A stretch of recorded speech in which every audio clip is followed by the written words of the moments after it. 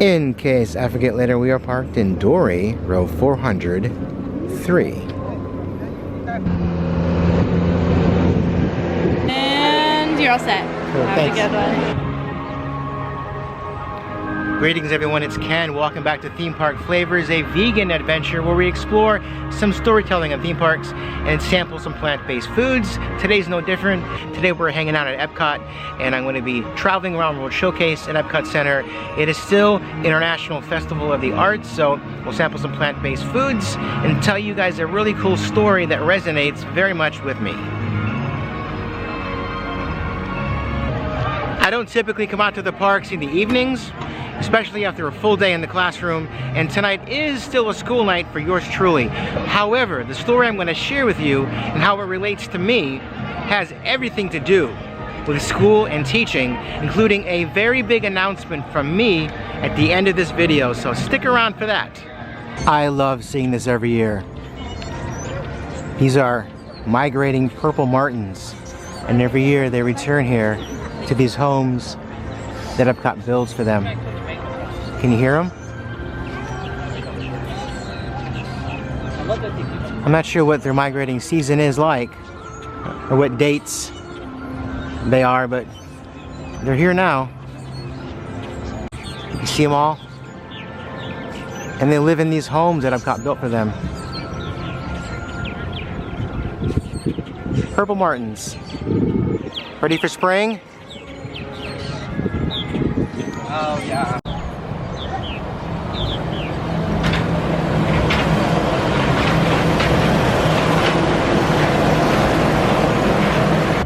Okay, so the story I want to share with you today is about two amazing Disney movies that to me work very harmoniously together, and that is Inside Out and Inside Out 2. For those who don't know that storyline, let me give you a very brief rundown of what it's all about. In the first movie, we meet the main character. Her name is Riley. At the time, she's maybe age 5 or 6. And the movie's about her life, that little snapshot of her life. And in her head are all of her emotions that she's dealing with, and the emotions are personified as characters, and they run her actions and they run how she feels and all that. And because she's so young, normally the emotions she's feeling are fear, anger, and of course joy. And joy, for the most part, runs the show. If anybody knows young children, like I teach little humans, little people laugh far more and feel far more joy than adults do. So there's that. And the movie is really, really good. And we were all waiting for when they were going to release Inside Out 2 because we knew it was coming. But Disney did something I think pretty brilliant. They waited the perfect amount of years for the main character, the fictional character Riley, to grow up. In the second movie, she's around age 11. And why that's cool is that kids who watched that movie at age 5 or 6 grew up in real time with the main character. So when the second movie came out, they can identify because they grew up in real time. They're the same age as Riley. And so all these new characters, these new emotions come on board as you reach that critical age in your life, including, I'm probably gonna say it wrong, ennui, basically means the boredom. Envy comes on board, as well as embarrassment is now part of her life. And of course, the star of that particular storyline is anxiety. And anxiety is what changes her life. All these emotions do. But the conflict is Joy, who normally has run the show since the beginning of Riley's young life, is now in conflict with anxiety. And this is where the conflict of that storyline happens, where Joy and anxiety have this they're kind of at odds. Anxiety's fine with it. He's like, I'm here for a reason, and he gives a very defined reason of why he is in her life. But Joy just can't understand it, and she's questioning. She's like, you know, maybe I can't stop anxiety, but maybe this is just what happens when you grow up. You feel less joy. Pretty powerful stuff, if you ask me. And what's really cool about this, last summer I I teach at an art school, and I taught at summer camp, and the movie had just come out, Inside Out 2, and I was teaching kids ages 11 to 13, and I decided to make some of our projects around the movie. You know, do some animation, do some storytelling, do some character development with them, and we talked about Inside Out 2, and they were like, wow, that's amazing. We all watched that movie and we all can identify with those emotions in that character. I said, that's pretty cool. And I asked one of the art campers, I'm like, how old are you? And he's like, well, I'm 12. I said, you think I can identify with that? They're like, I don't know. I said, I'm 52. 52, 12, no matter what age you are, we all feel those emotions. Some of them wanted, some of them unwanted. So that's gonna bring me to why I'm talking about anxiety and joy, okay? I am shedding some anxiety purposely, but we're gonna save that for the end because I'm a little rumbly in the tumbly, as one of the people would say, and I need to eat. Also, very important, across the way is France. I'm gonna share with you one of the coolest things to do at EPCOT at sunset. Okay, so here at Gourmet Landscapes, they have a citrus braised beet tartare. I've had that before. It's pretty good. $5.50, but I'm gonna skip that this year and go for the wild mushroom risotto, $9.75, with an aged vegan Parmesan, truffle shavings, and a Zinfandel reduction. And like before, you can tell it's plant-based with this little icon, which says here, it was made without animal meat, dairy, eggs, or honey. Stopped off in Canada to enjoy my risotto. This looks really good. I like the mushrooms right down here. I think I've had this plant-based Parmesan before. Oh, that's really good. Very creamy.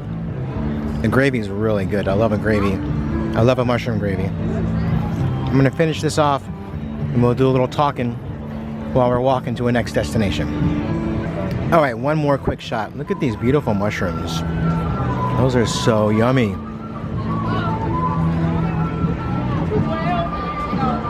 And here it is, one of the best sunsets on all of Disney property, separating the United Kingdom from France. We're standing on this bridge, and I was told the waterway below us represents the English Channel that separates the UK from France.